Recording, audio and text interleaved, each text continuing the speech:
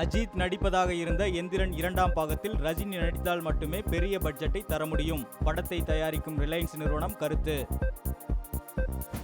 சமீபத்தில் முகநூலில் இணைந்த பாடகர் SP பாலசுப்ரமணியத்தின் பக்கம் 13 லட்சம் விருப்பங்களை பெற்றுள்ளது.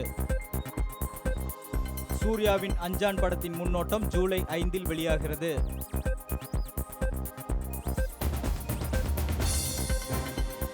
கவர்ச்சி படங்களை முகநூலில் வெளியிட்ட நடிகை ஹன்சிபாவுக்கு கொலை மிரட்டல். இயக்குனர் களஞ்சியம் என்னை வேண்டுமென்றே அறைந்தார். நடிகை பிரியங்கா தகவல். என் வசந்த் தயாரிக்கும் எடக்கு படத்தில் விஜய் சேதுபதி மாறுபட்ட வேடத்தில் நடிக்கிறார். இது நம்ம ஆளு படத்தை தொடர்ந்து பாண்டியராஜ் இயக்கும் படத்தில் சூர்யா சிறப்பு தோற்றத்தில் நடிக்கிறார். படத்தை சூர்யாவின் 2D என்டர்டைன்மெண்ட் நிறுவனம் தயாரிக்கிறது.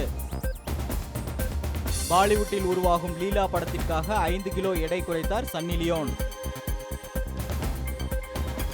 ஜித்தன் படத்தின் 2ஆம் பாகத்திற்காக அமானுஷ்யம் குறித்த விவரங்களை சேகரித்து வருகிறார் ஜித்தன் ரமேஷ்.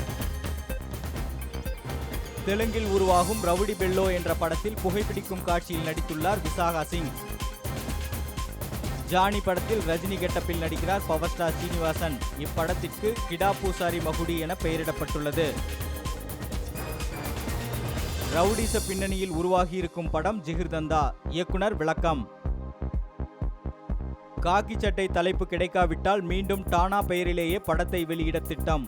படக்குழு தகவல். தெலுங்கில் NTRுடன் நடிக்க வேண்டும். ஆலியா பட் விருப்பம்.